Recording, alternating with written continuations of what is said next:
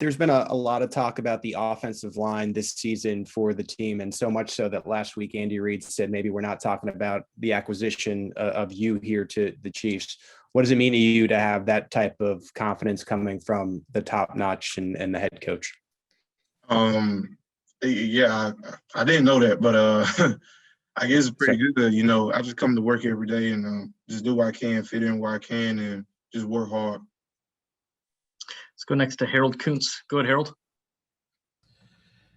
Hey, Jarran, just kind of being around the guys now for the first time at OTAs, how are you kind of dealing with the defensive line, just how you guys are meshing together? And then do you feel that with the defensive line personnel here, you feel you can be more productive than you were in Seattle when you had 6.5 sacks last year? Yeah. Do you feel like you can be more productive with the personnel around with Chris and Frank and those guys? Absolutely. I'm excited to see, what's going to go on. We're meshing together well. Everybody's cool. They welcome me with open arms. They bring me along fast. It's a great group of guys, and I'm excited to see what we could do this season. Let's go next to Adam Teicher.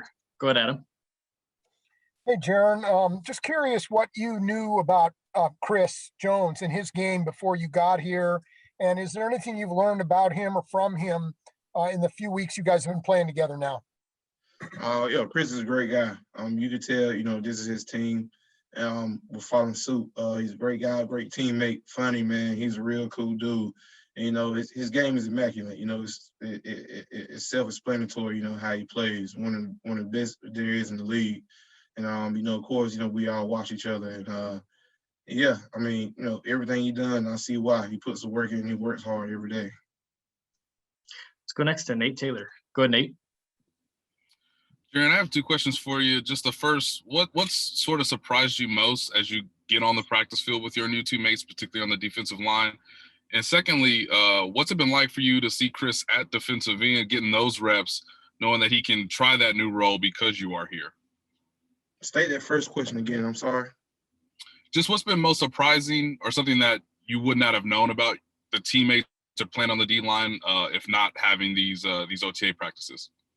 Well, it was really nothing much different. I kind of watched film on them, beforehand. And, of course, everybody watched the Chiefs, and they're good.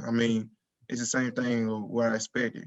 Turk Wharton is one I think is not talked about enough. He's a great player, up and coming, second-year player. He's going to be really good. And as far as Chris at the end, I'm not surprised. When you're that caliber of player, you should be able to move all along the defensive line. And, I'm actually liking that. So I can stay at 3 technique. You can stay at the end. And we'll go last to Steve Walls. Go ahead, Steve. Hey, Jarran. I wanted to ask you, I know you talked about being, with your new teammates, but what about your Frank Clark, being matched up with him again, coming, when you guys were back in Seattle? Me and Frank go beyond football. So, it's not nothing too surprising. I think the chemistry is going to be just fine from in Seattle. I know it's been, a few years, but, we'll see when that part gets here. Jarran, we appreciate the time. Thanks for joining us. Thank you.